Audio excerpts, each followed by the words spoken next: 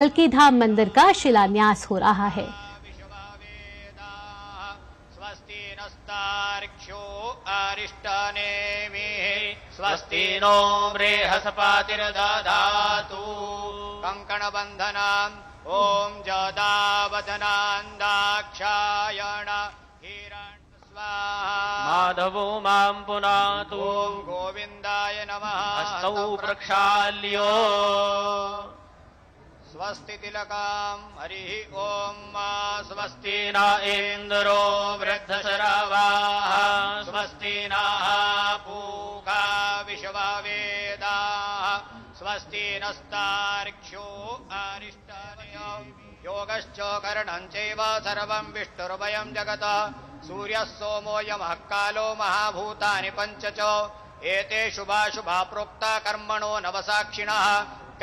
नवसाक्षिणः अद्य पूर्वोच्चारित एवं गुणविशेषेण विशिष्टायां शुभपुण्यतिथौ अस्मिन् भारतवर्षे उत्तरप्रदेशे सम्भलमण्डलान्तर्गत ऐचोडाकम्बोहस्तधावारो नक्षत्रं विष्णुरेव च योगश्च करणं चैव सर्वं विष्णुर्वयं जगत् सूर्यः सोमो यमः कालो महाभूतानि पञ्च च एते शुभाशुभा प्रोक्ता कर्मणो नवसाक्षिणः अद्य पूर्वोच्चारित एवं गुणविशेषेण विशिष्टायां शुभपुण्यतिथौ अस्मिन् भारतवर्षे उत्तरप्रदेशे सम्भलमण्डलान्तर्गत ऐचोडाकम्बोहस्तधावारो नक्षत्रं विष्णुरेव च योगश्च करणं चैव सर्वं विष्णुर्वयं जगत् सूर्यः सोमो यमः कालो महाभूतानि पञ्च च एते शुभाशुभा प्रोक्ता कर्मणो नवसाक्षिणः तो इस समय प्रधानमंत्री का उत्तर प्रदेश दौरा जारी है, जिसमें प्रधानमंत्री नरेंद्र मोदी इन ताजा तस्वीरों के जरिए आप देख सकते हैं कि उत्तर प्रदेश के संभल में श्री कल्की धाम मंदिर का शिलान्यास कार्यक्रम चल रहा है, जहां प्रधानमंत्री नरेंद्र मोदी भूमि पूजन और शिलान्यास कार्यक्रम में शामिल हो रहे हैं। यहां आप देख सकते हैं तस्वीरों के जरिए कि उत्तर प्रदेश के मुख्यमंत्री योगी आदित्यनाथ उनके साथ हैं, साथ ही उनके साथ कल्की धाम के अध्यक्ष भी मौजूद हैं जो आचार्य प्रमोद कृष्णम जी हैं, और यहाँ कल्की धाम मंदिर का शिलान्यास कार्यक्रम चल रहा है और मंत्रोच्चार के साथ इस शिलान्यास कार्यक्रम का आयोजन हो रहा है और इस मंदिर की आधारशिला रखी जा रही है। आपको बता दें कि ये जो मंदिर है वो 5 एकड़ में बनकर तैयार होगा, जिसमें 5 साल का समय लगेगा। और आपको बता दें कि भगवान कल्की जो हैं वो प्रभु विष्णु का 10वां अवतार माने जाते हैं और संभल में बनने जा रहे श्री कल्की धाम को विश्व का सबसे अनोखा मंदिर कहा जा रहा है। इस मंदिर में भगवान विष्णु के 10 अवतारों के लिए 10 अलग अलग गर्भगृह होंगे और इसी गर्भगृह का जो भूमि पूजन है वो प्रधानमंत्री नरेंद्र मोदी इस समय आप देख रहे हैं कि कर रहे हैं और लगातार ये तस्वीरें बयां कर रही हैं कि कैसे आस्था के साथ साथ जो इस मंदिर के साथ जो बाकी का क्षेत्र है उसका भी विकास होगा। हमने देखा कि कैसे राम मंदिर के प्राण प्रतिष्ठा के बाद अयोध्या नगरी जो है वो आस्था नगरी के साथ साथ अर्थव्यवस्था के तौर पर भी मजबूत हो रही है। और आज जो प्रधानमंत्री का उत्तर प्रदेश दौरा है वो ये दर्शा रहा है कि जब कल्की धाम मंदिर तैयार होगा उसके साथ साथ जो आसपास का क्षेत्र है उसका भी चौतरफा विकास होगा।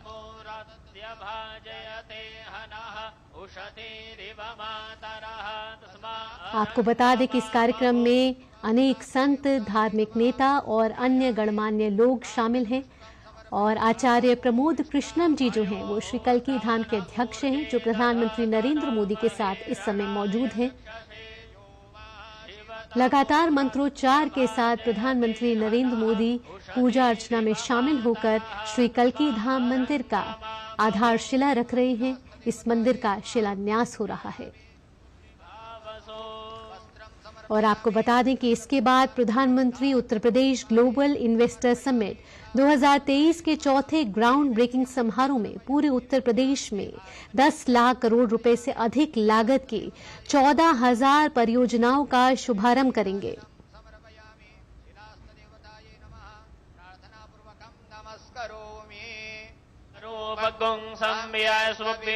कल्की धाम मंदिर संभल के एकारा कंबोह इलाके में बनने जा रहा है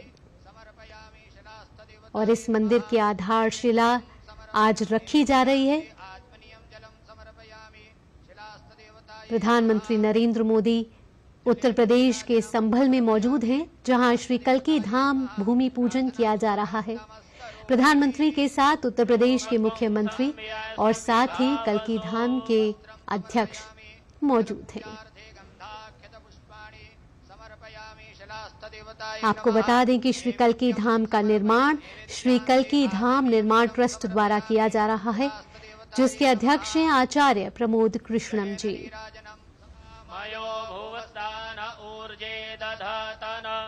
कल्की मंदिर विष्णु के 10वें और आखिरी अवतार कल्की को समर्पित है। सनातन धर्म में मान्यता है कि कलयुग के अंत में विष्णु भगवान कल्की रूप में प्रकट होंगे। इस लिहाज से ये मंदिर दुनिया भर में एक अनोखा मंदिर माना जाएगा। 5 एकड़ में बनकर तैयार होगा ये मंदिर और इस मंदिर में भगवान विष्णु के 10 अवतारों के लिए 10 अलग अलग गर्भगृह बनाए जाएंगे।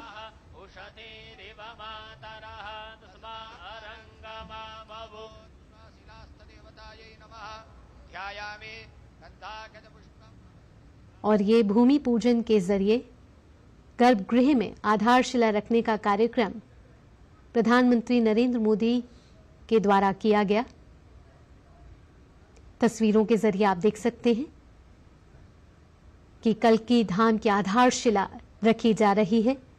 आज का दिन उत्तर प्रदेश के संभल क्षेत्र के लिए अहम, महत्वपूर्ण, ऐतिहासिक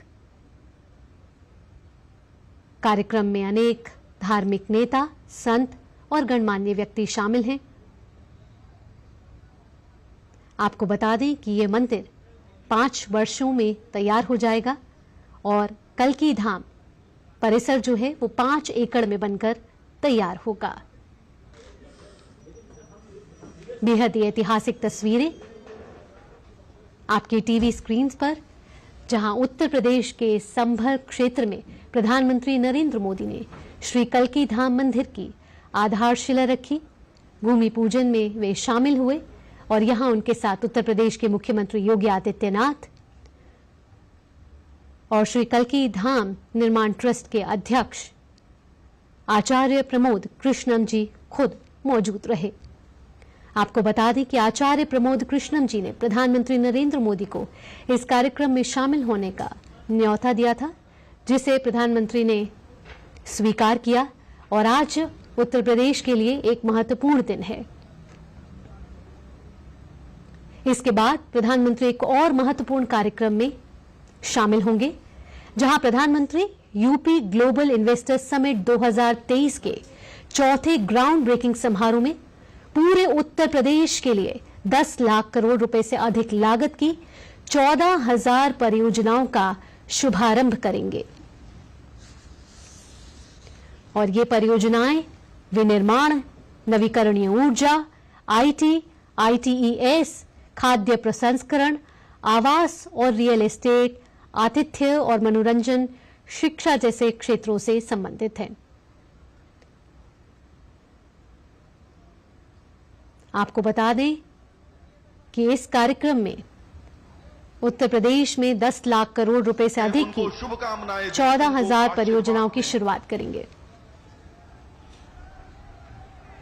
माननीय प्रधानमंत्री महोदय आनंद धाम वृंदावन के रितेश्वर जी महाराज के साथ संवाद करते हुए जमुना अखाड़ा के आचार्य महामंडलेश्वर श्री अवधेशानंद गिरि जी,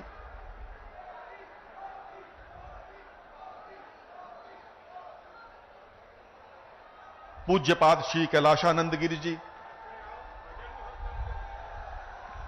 सहृदय माननीय प्रधानमंत्री सहृदयता के साथ संवाद कर रहे हैं। आज का दिन उत्तर प्रदेश के लिए आध्यात्मिक और आर्थिक दृष्टि से महत्वपूर्ण है।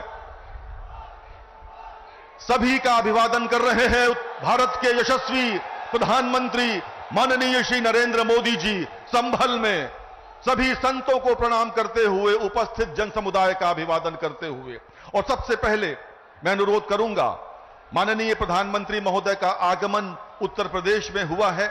मैं उत्तर प्रदेश के माननीय मुख्यमंत्री श्री योगी आदित्यनाथ जी से अनुरोध करता हूं, कृपया माननीय प्रधानमंत्री जी का स्वागत करें।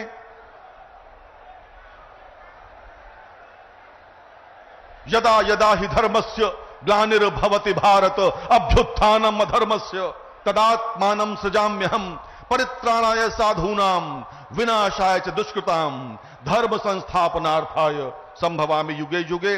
और इसी के साथ अब मैं अनुरोध करूंगा श्री कल की पीठाधीश्वर आचार्य प्रमोद कृष्णम जी से, पूज्यपाद श्री अवधेशानंद गिरि जी से, पूज्यपाद श्री कैलाशानंद गिरि जी से और सदगुरु रितेश्वर जी महाराज से कृपया माननीय प्रधानमंत्री महोदय का अंग वस्त्र पहनाकर सम्मान करें। आपकी तालियां रुकनी नहीं चाहिए मित्रों। ये अभूतपूर्व दिन है, अविस्मरणीय दिन है जब संभल में माननीय प्रधानमंत्री पूज्य संतों के साथ यहां मंच पर हैं और उनका सम्मान हो रहा है। जिस देश में संत स्वयं सम्मान करें वहां के शासक का, क्या ही अद्भुत दृश्य है मित्रों। तालियां बहुत कमजोर है, संभल इतना कमजोर तो नहीं है। संभल क्या इतना कमजोर है?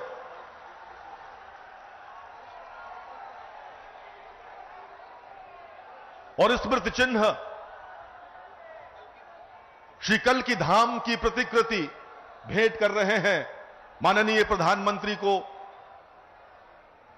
श्री कल की पीठाधीश्वर और अन्य सभी संत, पूज्य संत अवधेशानंद गिरि जी, कैलाशानंद जी, रितेश्वर जी महाराज। ऐसा होगा आपके जनपद में बनने वाला श्री कल की धाम। और आप सभी संतों से अनुरोध है, कृपया माननीय मुख्यमंत्री महोदय का सम्मान करें। उत्तर प्रदेश के लोकप्रिय मुख्यमंत्री श्री योगी आदित्यनाथ जी का सम्मान कर रहे हैं।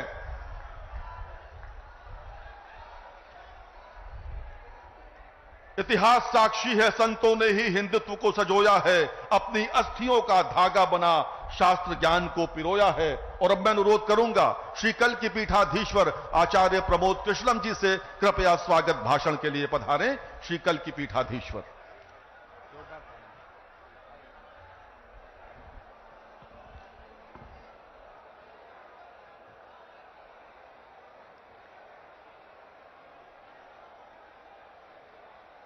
परम सम्मानित, परम आदरणीय, परम श्रद्धेय भारत के यशस्वी, तेजस्वी, ओजस्वी और तपस्वी प्रधानमंत्री श्री नरेंद्र मोदी जी का इस कल की धाम की पावन धरा पे मुझे स्वागत करने के लिए कहा गया है। माननीय प्रधानमंत्री जी, जिंदगी में कभी कभी ऐसे पल आते हैं जब शब्द खो जाते हैं, वाणी थम जाती है। शबरी के पास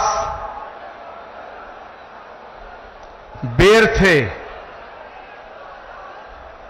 विदुर के पास साग था, लेकिन हमारे पास तो आपका स्वागत करने के लिए सिवाय भावनाओं के, पुष्पों के कुछ भी नहीं है, कुछ भी नहीं है। माननीय प्रधानमंत्री महोदय, इस मंच पे परम श्रद्धेय स्वामी अवधेशानंद गिरि जी, परम श्रद्धेय स्वामी कैलाशानंद जी, सदगुरु रितेश्वर जी महाराज और उत्तर प्रदेश के लोकप्रिय और सशक्त मुख्यमंत्री आदित्यनाथ जी महाराज विराजमान हैं। मैं सबको उनके श्री चरणों में अपना प्रणाम निवेदित करता हूं। माननीय प्रधानमंत्री जी, देश के कोने कोने से आए तमाम संत वृंद, कोई हरिद्वार से पधारा है, कोई गुजरात से पधारा है, कोई तमिलनाडु, केरल और आंध्र प्रदेश से पधारा है, कोई आसाम से आया है, कोई देवभूमि उत्तराखंड और हिमाचल प्रदेश से आया है। ये हजारों संतों का जो समूह आज इकट्ठा हुआ है, ये सनातन धर्म के उस उद्घोष के सपने को साकार करने के लिए इकट्ठा हुआ है। वो सपना जो 18 वर्ष पूर्व एक संकल्प के रूप में हमने देखा था, वो सपना जो ऋषि मुनि महात्माओं ने, त्यागी तपस्वियों ने आदिकाल से लेकर आज तक देखा कि पुराणों का उद्घोष है कि जब जब धरती पे अधर्म बढ़ता है, सज्जनता पर खतरा उमड़ता है, भगवान कृष्ण का गीता में उद्घोष है कि परित्राणाय साधूनाम विनाशाय च दुष्कृताम धर्म संस्थापनार्थाय संभवामि युगे युगे यदा यदा ही धर्मस्य ग्लानिर्भवति भारत अभित्थानम अधर्मस्य तदात्मानं सृजामहम्। भगवान कृष्ण का जो गीता में उद्घोष है, श्रीमद् भागवत के 12वें स्कंद में उल्लेखित है कि जब धरती पर, धरा पर पाप बढ़ जाएगा, अधर्म बढ़ जाएगा, तो उस अधर्म का नाश करने के लिए, धर्म की पुनर्स्थापना करने के लिए भगवान हर युग में आया है और हर युग में आएगा। इसीलिए संस्कृत का श्लोक श्रीमद् भागवत में संभल ग्राम मुखस्य ब्राह्मणस्य महात्मना भवने विष्णु यशस्य कल की प्रादुर्भविष्यति। इसका मतलब है कि भगवान त्रेता में राम के रूप में अयोध्या में आए, द्वापर में कृष्ण के रूप में मथुरा में आए, और भगवान कलयुग में श्री कल की निष्कलंक के रूप में इसी धरा पर अवतरित होंगे। माननीय प्रधानमंत्री जी महोदय, भगवान जहां आता है वो धराधाम बन जाती है। अयोध्या में जितना काम भगवान का आपके हाथ से हुआ, ये ऐसा संयोग है जो सनातन धर्म और इस राष्ट्र की, इस ध्वजा को पूरे विश्व में फहराने का काम, भारत की संस्कृति जो वसुधैव कुटुंबकम और विश्व बंधुत्व का संदेश देती है, उसको पूरी दुनिया में पहुंचाने का काम अगर आज कोई कर रहा है, वो भारत के यशस्वी प्रधानमंत्री नरेंद्र मोदी कर रहे हैं। माननीय प्रधानमंत्री महोदय, ये एक और अद्भुत संयोग है कि भगवान राम के सारे काज आपके कर कमलों द्वारा हुए हैं, और आज का ये दिन, ये शुभ घड़ी, जिसे देखने के लिए कितनी ही आंखें जो बंद हो गईं, ये शुभ घड़ी जिसका सपना हमारी कितनी माताओं बहनों ने देखा, और माननीय प्रधानमंत्री जी, ये आज सपना साकार हो रहा है क्योंकि श्री कल की धाम की पावन धरती पे आपके चरण पड़े हैं। हम आपका स्वागत करते हैं, हम आपका वंदन करते हैं, हम आपका अभिनंदन करते हैं। मैं अपनी वाणी को विराम देने से पहले एक बात जरूर कहना चाहता हूं। ये कल की धाम, श्री कल की धाम जहां भगवान आएगा, आज श्री कल की धाम की आधारशिला माननीय प्रधानमंत्री जी के कर कमलों द्वारा स्थापित हो चुकी है। अब वो दिन दूर नहीं है जब भारत में राम राज्य की पुनर्स्थापना होने का समय आ चुका है। एक बात कहते हुए अपनी वाणी को विराम दूंगा। जब मैं प्रधानमंत्री जी को आमंत्रित करने गया था तो मुझे नहीं लग रहा था कि प्रधानमंत्री जी मेरे निमंत्रण को स्वीकार कर लेंगे, लेकिन आप सब संतों के आशीर्वाद से, तमाम लाखों करोड़ों भक्तों की प्रार्थनाओं से माननीय प्रधानमंत्री जी ने मेरे निमंत्रण को स्वीकार किया। माननीय प्रधानमंत्री जी महोदय, जब आपकी तरफ से एक ट्वीट आया तो सारे देश के लोग, सारी देश की मीडिया मुझसे लगातार 15 दिन ये पूछती रही कि क्या प्रधानमंत्री जी आएंगे। मेरे पास कोई उत्तर न था, लेकिन एक उत्तर था। उन्होंने पूछा क्या उन्होंने कुछ लिख के दिया है। मेरे पास आपका लिखा हुआ कोई पत्र नहीं था। मैंने उस उत्तर में सिर्फ इतना कहा, जैसे शबरी को विश्वास था कि राम आएंगे,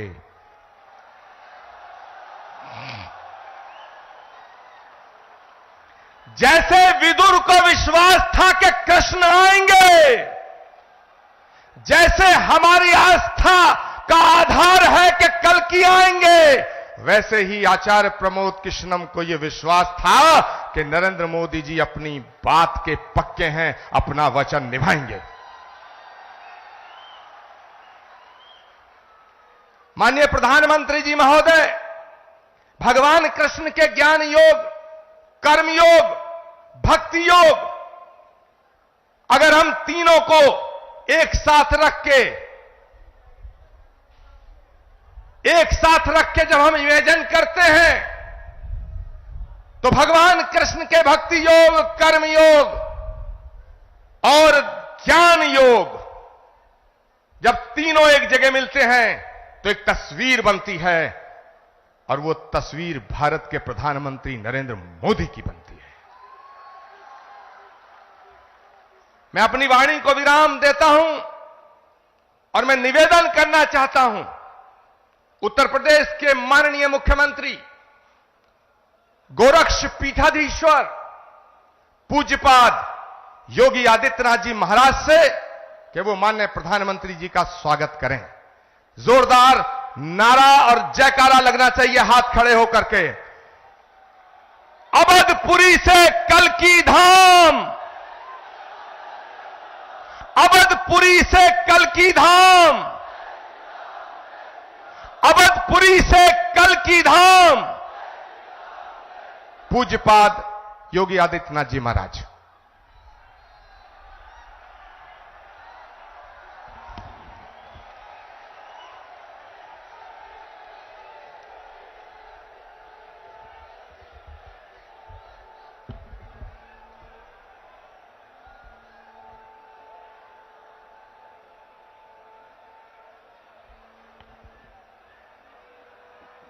देश के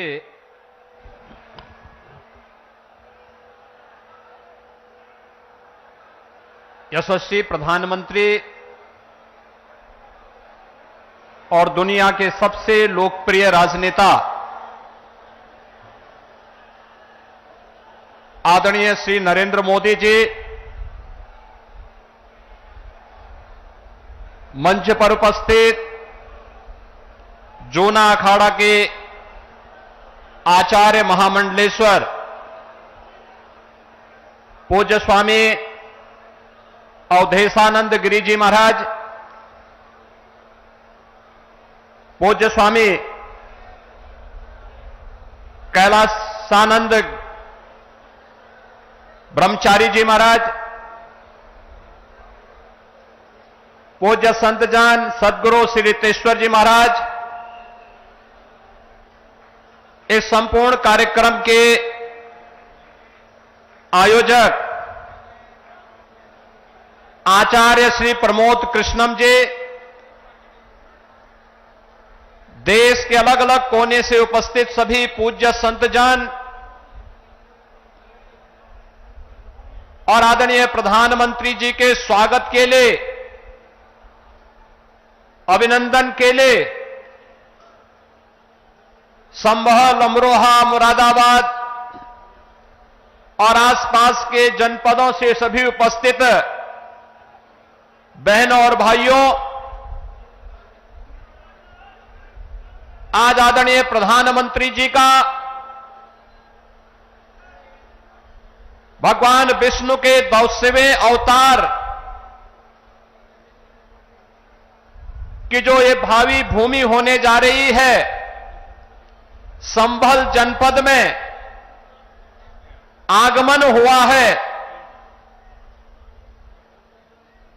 इस अवसर पर आदरणीय प्रधानमंत्री जी का मैं उत्तर प्रदेश वासियों की ओर से हृदय से स्वागत करता हूं, अभिनंदन करता हूं।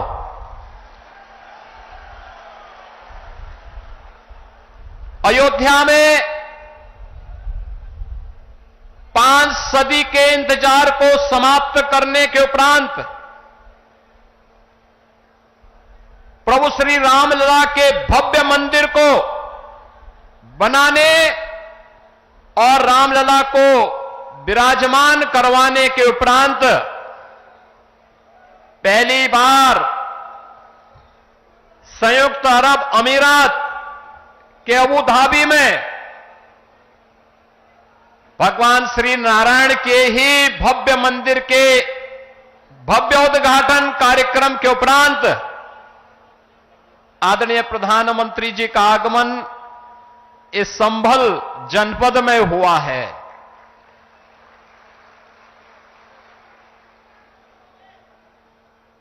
बहनों और भाइयों, हम सबको इस बारे में देखना होगा। पिछले 10 वर्षों में हमने एक भारत का दर्शन किया है, एक नया भारत है, जिस नए भारत में हर नागरिक को सुरक्षा भी है और राष्ट्र को समृद्धि के नए सोपान तक पहुंचाने का संकल्प भी है।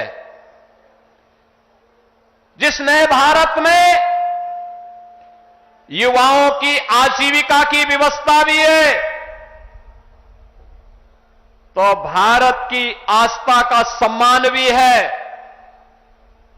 आस्था का सम्मान किस रूप में? काशी में काशी विश्वनाथ धाम, अयोध्या धाम में रामलला का पुनः विराजमान होना, केदारपुरी और बद्रीनाथ धाम का पुनरुद्धार का कार्य संपन्न होना, महाकाल में महालोक की स्थापना होना, ये वह नए भारत की तस्वीर है, जिस नए भारत में हर युवा की आजीविका की गारंटी भी है और आपकी आस्था की भी गारंटी है। यही मोदी की गारंटी है। भाइयों बहनों, ये आस्था का सम्मान जिन लोगों ने आस्था के साथ लगातार खिलवाड़ किया, वे न आजीविका ही दे पाए और न भारत की आस्था को ही सम्मान दे पाए। आज तो भारत की विरासत भी सम्मानित होती है वैश्विक मंच पर। जब योग को वैश्विक मान्यता मिलती है और 21 जून की तिथि को दुनिया के लगभग 200 देश एक साथ जब भारत के अंदर किसी एक स्थान पर प्रधानमंत्री मोदी जी के नेतृत्व में करोड़ों भारतीय योग की इस विधा के साथ जुड़ते हैं, तो दुनिया के 200 से अधिक देश भी भारत की ऋषि परंपरा के इस प्रसाद के साथ जुड़ते हैं। कुंभ का आयोजन यूनेस्को के द्वारा मानवता के मूर्त सांस्कृतिक धरोहर के रूप में से मान्यता देना हो, या फिर अबू धाबी में भी किसी हिंदू मंदिर का होना जो कभी कल्पना थी, आज वह साकार हो रही है। यही नहीं, भारत के अंदर जो पहले असंभव था, आज वह संभव हुआ है। जो पहले नामुमकिन था, आज मुमकिन हुआ है। और वह इसलिए हुआ है क्योंकि आपके पास एक यशस्वी नेतृत्व है जो भारत को समझता भी है, भारत को यशस्वी नेतृत्व भी देने की क्षमता रखता है, और वह यशस्वी नेतृत्व वैश्विक मंच पर भी पूरी मजबूती के साथ भारत के गौरव और भारत के सम्मान को बढ़ाता है। और ये हम सब इस बात के लिए गौरवान्वित महसूस करते हैं जब प्रधानमंत्री मोदी जी का सम्मान दुनिया के मंच पर होता है। पूरी दुनिया उन्हें आशा भरी निगाहों से देख रही है। जिसके लिए भारत भारत कहलाता था, आज आजादी के बाद पहली बार 140 करोड़ की आबादी का भारत इस चीज को महसूस कर रहा है। आज सीमाएं सुरक्षित हुई हैं तो भारत के अंदर भी हर तबके का व्यक्ति अपने आप को सुरक्षित महसूस करता है।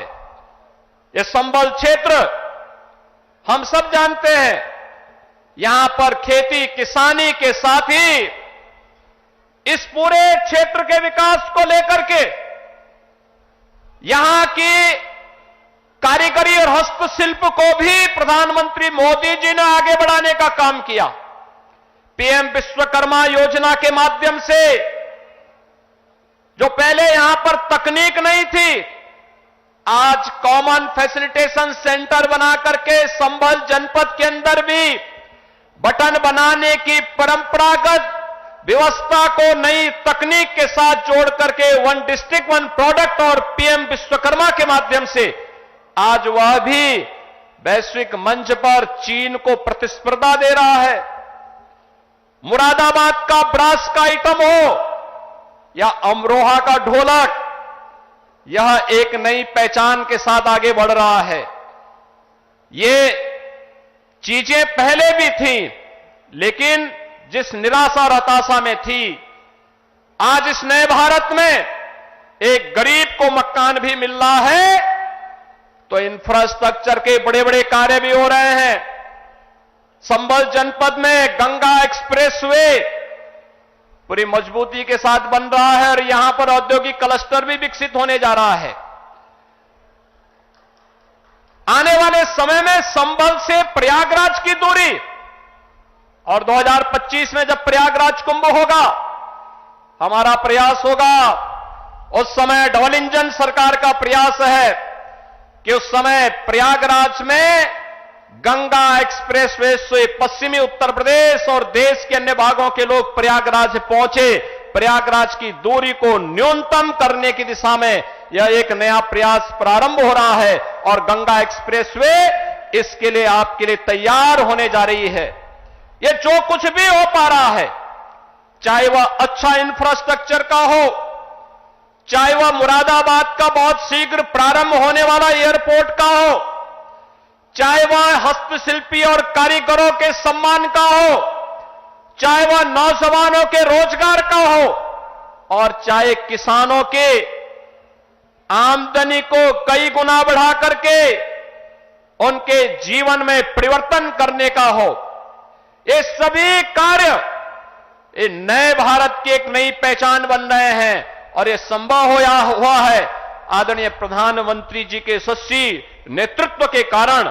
आज प्रधानमंत्री जी का आगमन इस भगवान विष्णु के 10वें अवतार के रूप में भगवान कल्कि, जिन्हें भारत के शास्त्रों ने, चाहे वह महाभारत हो, श्रीमद् भागवत महापुराण हो, स्कंद पुराण हो, विष्णु पुराण हो या अन्य जितने भी ऐसे महत्वपूर्ण शास्त्र हैं जिनका बहुत स्पष्ट कहना है कि कलयुग और सतयुग की संधि काल में, युगाब्द के अंत में भगवान कल्कि का अवतार अवश्य होगा और इस धराधाम में पुनः सनातन धर्म की स्थापना का जो कार्य उस समय अधूरा रह गया है वह उनकी कृपा से संपन्न होगा।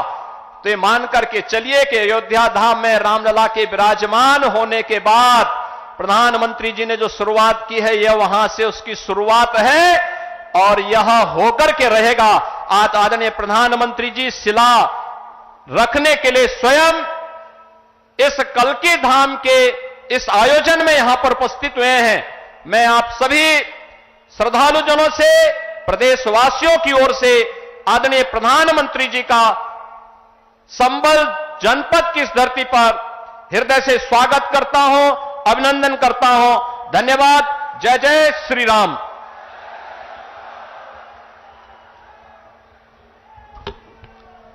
अब वो समय आ गया है, वो घड़ी आ गई है, वो लम्हा आ गया है, वो पल आ गया है जब हम भारत के यशस्वी प्रधानमंत्री जी को सुनेंगे।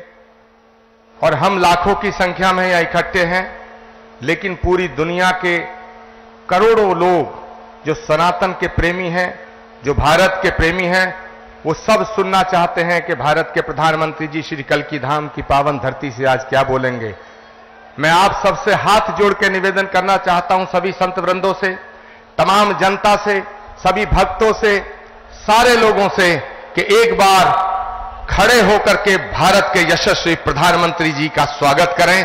सभी अपने अपने स्थान पर खड़े होंगे और मैं आमंत्रित कर रहा हूं सनातन धर्म के ध्वजवाहक, विश्व बंधुत्व का एक ऐसा हस्ताक्षर जो इस भारत के नहीं विश्व के मानसिक पटल पर युग युगांतक तक अंकित रहेगा। भारत के यशस्वी प्रधानमंत्री आदरणीय नरेंद्र मोदी जी, जोरदार तालियों से स्वागत।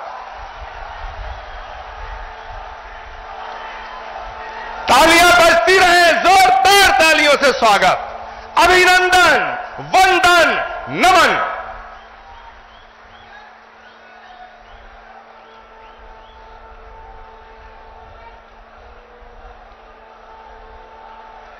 जय मां कैला देवी, जय मां कैला देवी, जय मां कैला देवी, जय बूढ़े बाबा की,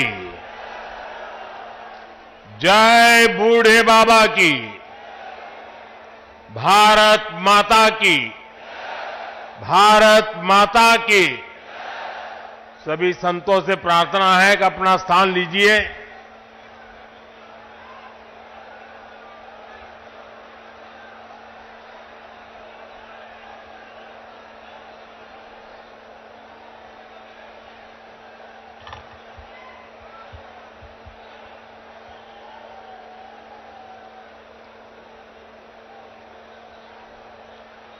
उत्तर प्रदेश के ऊर्जावान मुख्यमंत्री श्रीमान योगी आदित्यनाथ जी, पूज्य श्री अवधेशानंद गिरी जी, कल्की धाम के प्रमुख आचार्य प्रमोद कृष्णम जी, पूज्य स्वामी कैलाशानंद ब्रह्मचारी जी, पूज्य सद्गुरु श्री जितेश्वर जी, विशाल संख्या में पधारे हुए भारत के भिन्न भिन्न कोने से आए हुए पूज्य संतगण और मेरे प्यारे श्रद्धावान भाइयों और बहनों, आज यूपी की धरती से प्रभु राम और प्रभु कृष्ण की भूमि से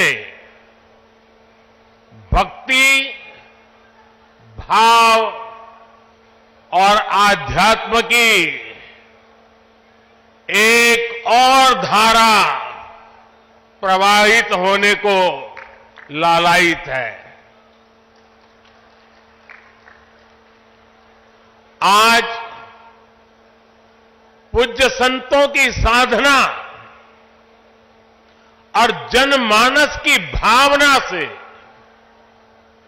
एक और पवित्र धाम की नींव रखी जा रही है।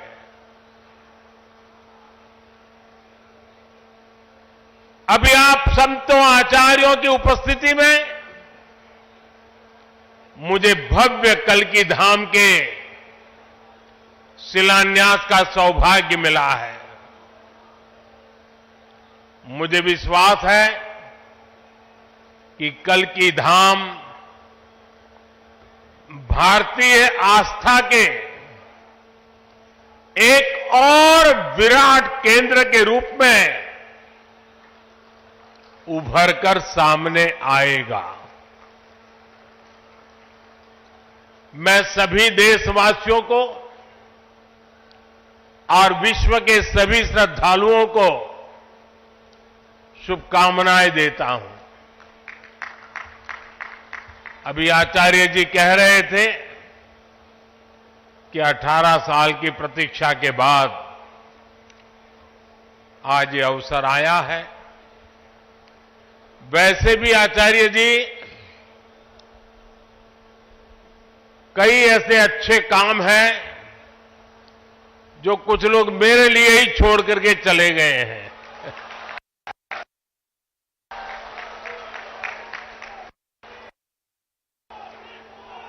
और आगे भी जितने अच्छे काम रह गए हैं ना, उसके लिए बस ये संतों का, जनता जनार्दन का आशीर्वाद बना रहे, उसे भी पूरे करेंगे।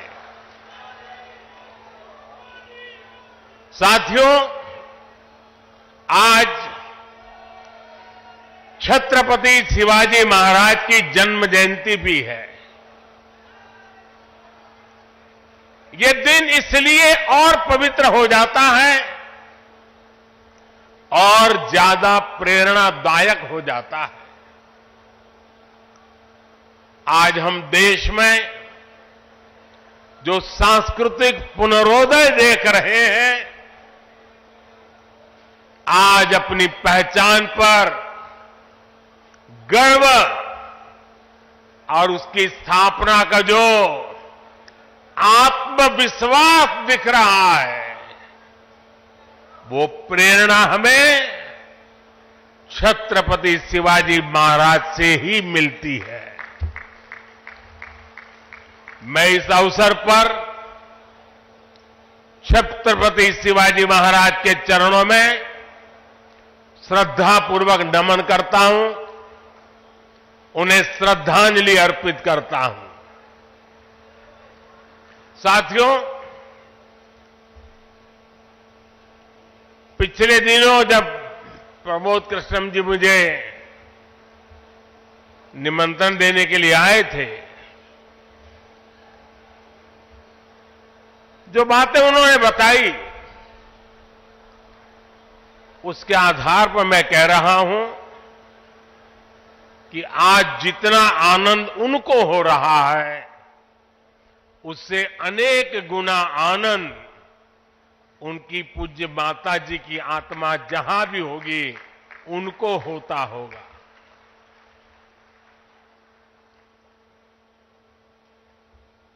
और मां के वचन के पालन के लिए एक बेटा कैसे जीवन खपा सकता है, ये प्रमोद जी ने दिखा दिया।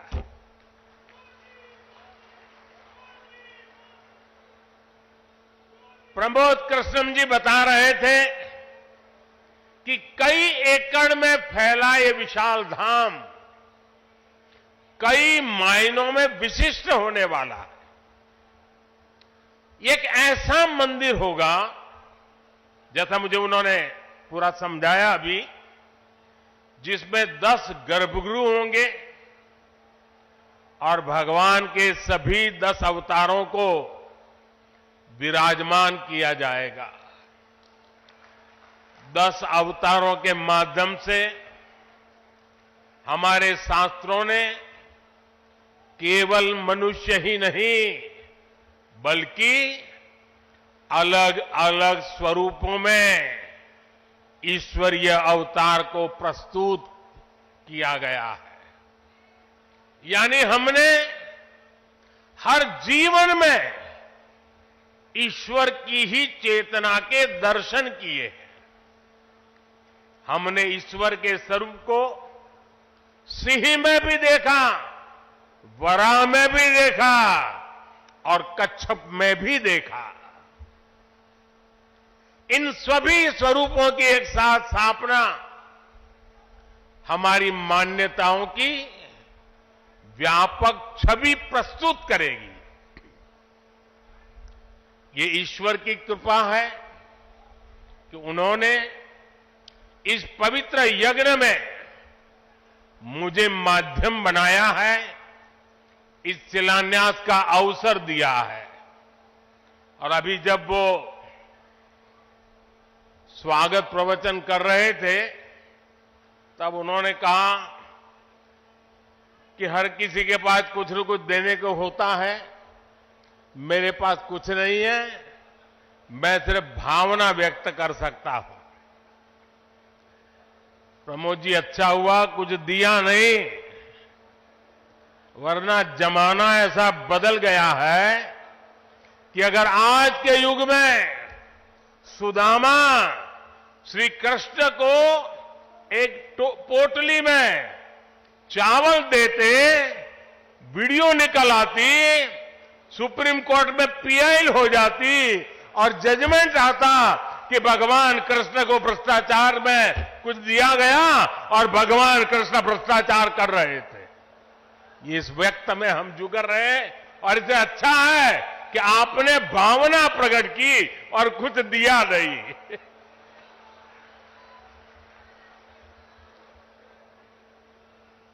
मैं इस शुभ कार्य में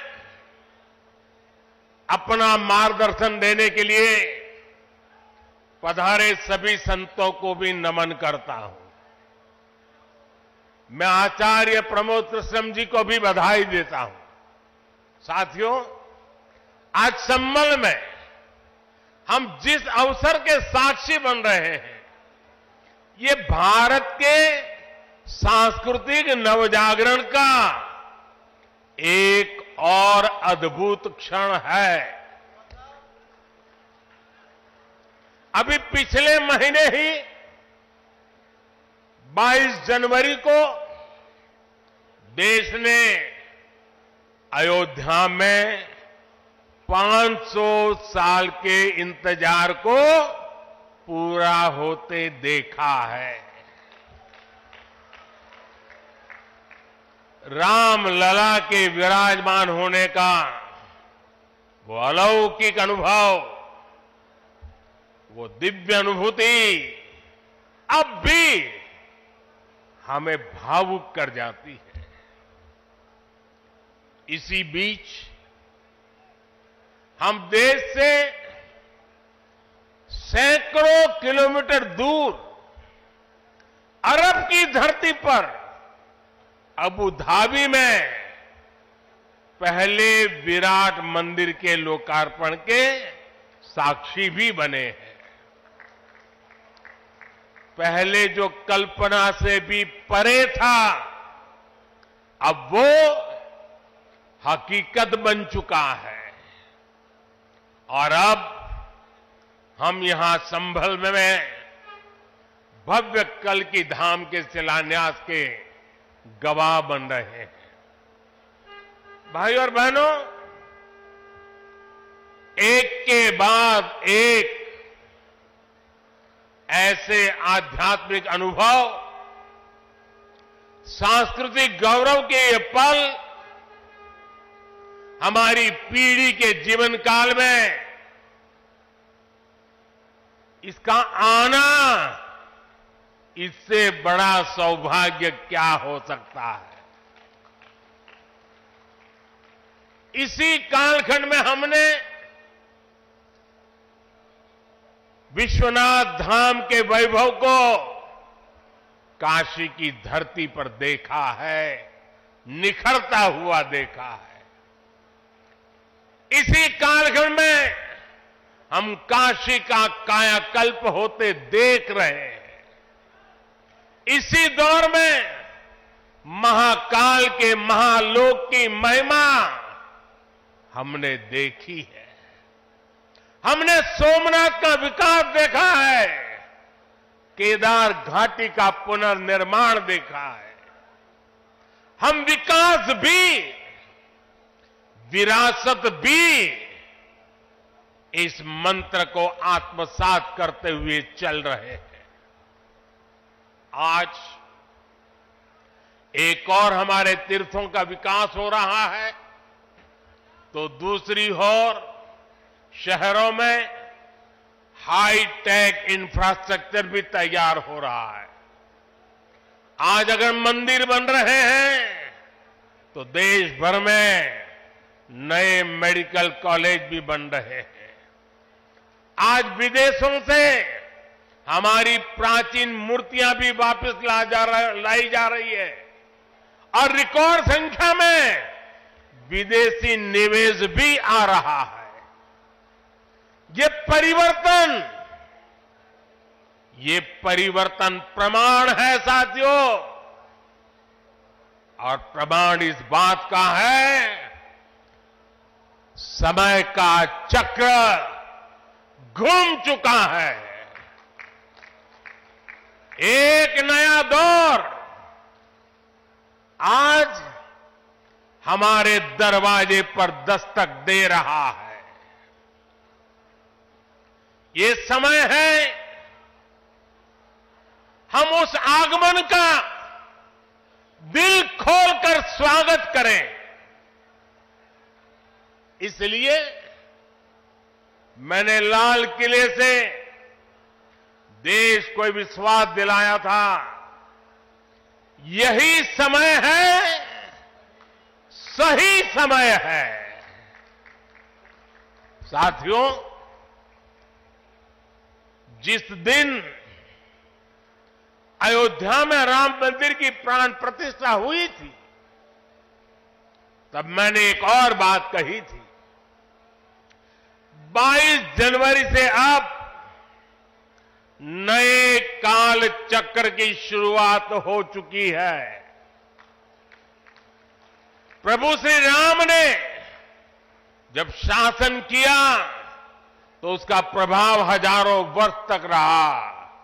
उसी तरह राम लला के विराजमान होने से अगले 1000 वर्षों तक भारत के लिए एक नई यात्रा का शुभारंभ हो रहा है। अमृत काल में राष्ट्र निर्माण के लिए पूरी सहस्त्र शताब्दी का यह संकल्प केवल एक अभिलाषा भर नहीं है, ये एक ऐसा संकल्प है जिसे हमारी संस्कृति ने हर कालखंड में जीकर दिखाया है। भगवान कल्कि के विषय में आचार्य प्रमोद कृष्णम जी ने गहरा अध्ययन किया है। भगवान कल्कि के अवतार से जुड़े कई सारे तथ्य और शास्त्रीय जानकारियां भी आचार्य प्रमोद कृष्णम जी मुझे बता रहे थे। जैसे उन्होंने बताया कि कल्कि पुराण में लिखा है, शंबले वस तस्तच्छ सहस्त्र परिवत्सरा, यानी भगवान राम की तरह ही कल्कि का अवतार भी हजारों वर्षों की रूपरेखा तय करेगा। इसलिए भाइयों बहनों, हम ये कह सकते हैं कि कल्कि काल चक्र के परिवर्तन के प्रणेता भी है और प्रेरणा स्रोत भी है। और शायद इसीलिए कल्कि धाम एक ऐसा स्थान होने जा रहा है जो उन भगवान को समर्पित है जिनको अभी अवतार होना बाकी है। अब कल्पना करिए, हमारे शास्त्रों में सैकड़ों हजारों साल पहले भविष्य को लेकर इस तरह की अवधारणा लिखी गई। हजारों वर्ष बाद की घटनाओं के लिए भी सोचा गया। ये कितना अद्भुत है, और ये भी कितना अद्भुत है कि आज प्रमोद कृष्णम जैसे लोग पूरे विश्वास के साथ उन मान्यताओं को आगे बढ़ा रहे हैं, अपना जीवन खपा रहे हैं। वो भगवान कल्कि के लिए मंदिर बना रहे हैं, उनकी आराधना कर रहे हैं। हजारों वर्ष बाद की आस्था और अभी से उसकी तैयारी, यानी हम लोग भविष्य को लेकर कितने तैयार रहने वाले लोग हैं।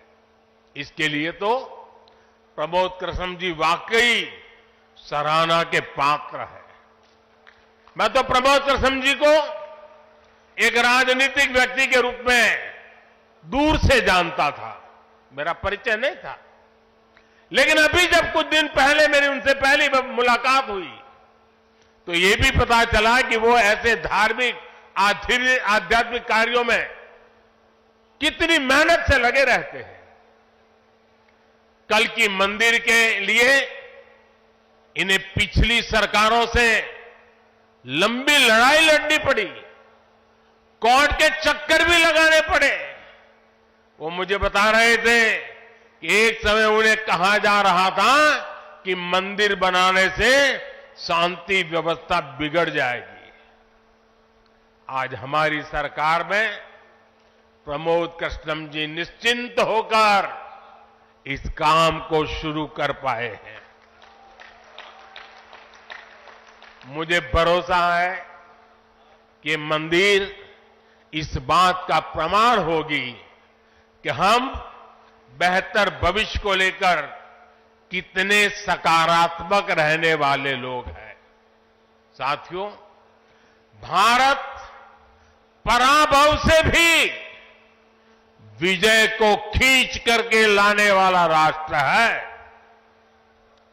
हम पर सैकड़ों वर्षों तक इतने आक्रमण हुए, कोई और देश होता, कोई और समाज होता तो लगातार इतने आक्रमणों की चोट से पूरी तरह नष्ट हो गया होता। फिर भी हम न केवल डटे रहे बल्कि और भी ज्यादा मजबूत होकर सामने आए। आज सदियों के वो बलिदान फलीभूत हो रहे हैं। जैसे कोई बीज वर्षों के अकाल में पड़ा रहा हो, लेकिन जब वर्षा काल आता है तो वो बीज अंकुरित हो उठता है। वैसे ही आज भारत के अमृत काल में भारत के गौरव, भारत के उत्कर्ष और भारत के सामर्थ्य का बीज अंकुरित हो रहा है। एक के बाद एक हर क्षेत्र में कितना कुछ नया हो रहा है। जैसे देश के संत और आचार्य नए मंदिर बनवा रहे हैं, वैसे ही मुझे ईश्वर ने राष्ट्र रूपी मंदिर के नवनिर्माण का दायित्व सौंपा है। मैं दिन रात राष्ट्र रूपी मंदिर को भव्यता देने में लगा हूं, उसके गौरव का विस्तार कर रहा हूं। इस निष्ठा के परिणाम भी हमें उसी तेजी से मिल रहे हैं। आज पहली बार भारत उस मुकाम पर है जहां हम अनुसरण नहीं कर रहे हैं, उदाहरण पेश कर रहे हैं। आज पहली बार भारत को टेक्नोलॉजी और डिजिटल टेक्नोलॉजी के क्षेत्र में संभावनाओं के केंद्र के रूप में देखा जा रहा है। हमारी पहचान इनोवेशन हब के तौर पर हो रही है। हम पहली बार दुनिया की 5वीं सबसे बड़ी अर्थव्यवस्था जैसे बड़े मुकाम पर पहुंचे हैं। हम चंद्रमा के दक्षिण ध्रुव तक पहुंचने वाले पहले देश बने हैं। पहली बार भारत में वंदे भारत और नमो भारत जैसी आधुनिक ट्रेनें चल रही है। पहली बार भारत में बुलेट ट्रेन चलने की तैयारी हो रही है। पहली बार हाईटेक हाईवे एक्सप्रेसवेज का इतना बड़ा नेटवर्क और उसकी ताकत देश के पास है।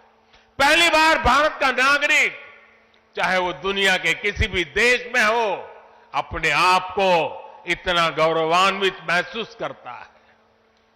देश में सकारात्मक सोच और आत्मविश्वास का ये जो ज्वार हम देख रहे हैं, एक अद्भुत अनुभूति है।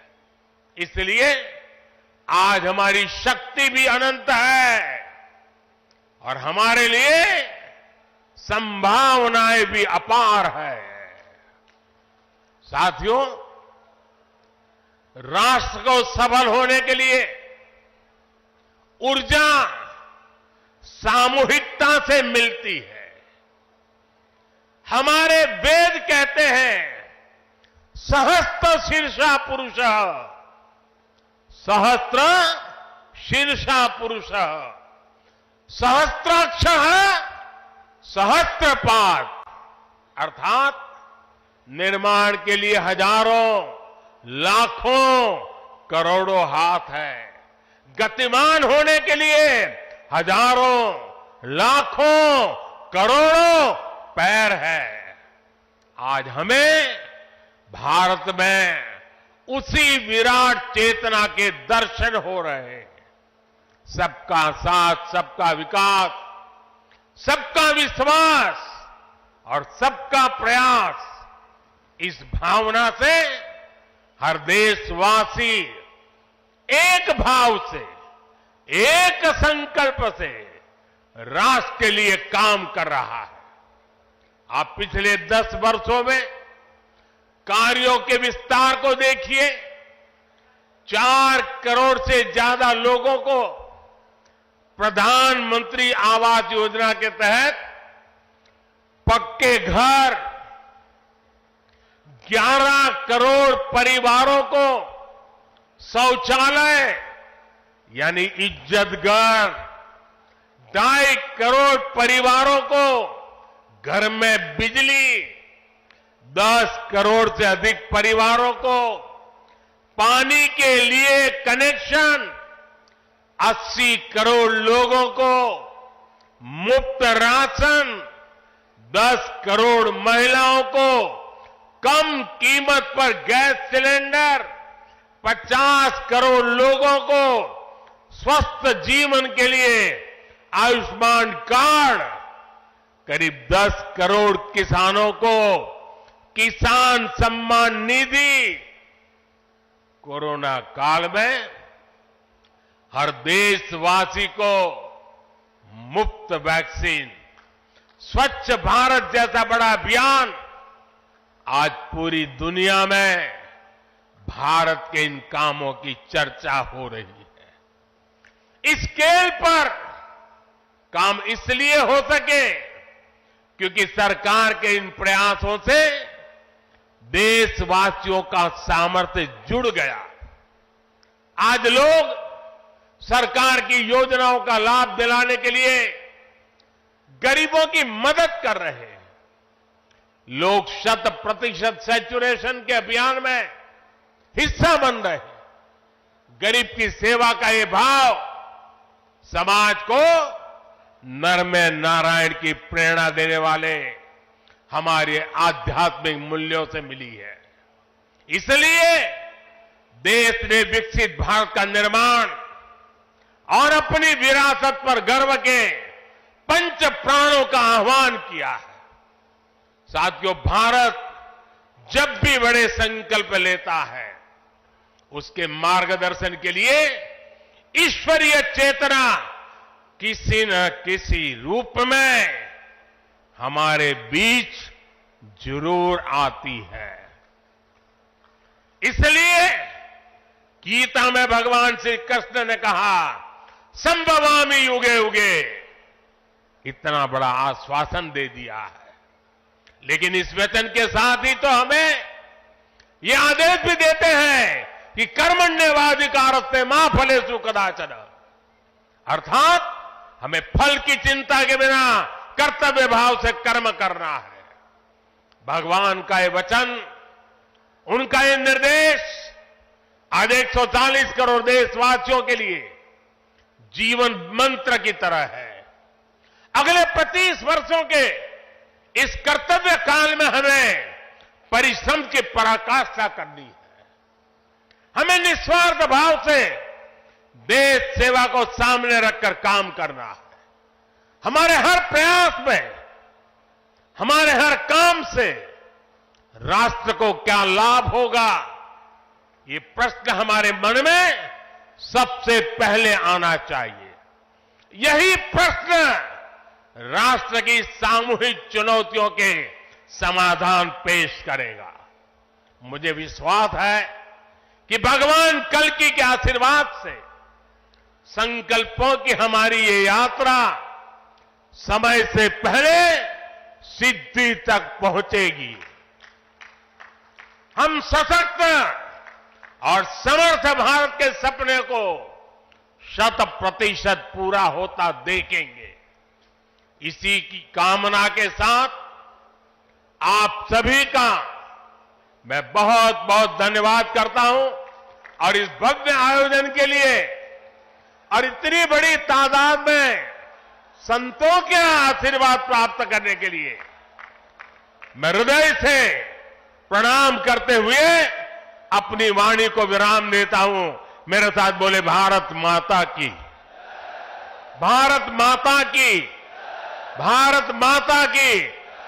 बहुत बहुत धन्यवाद।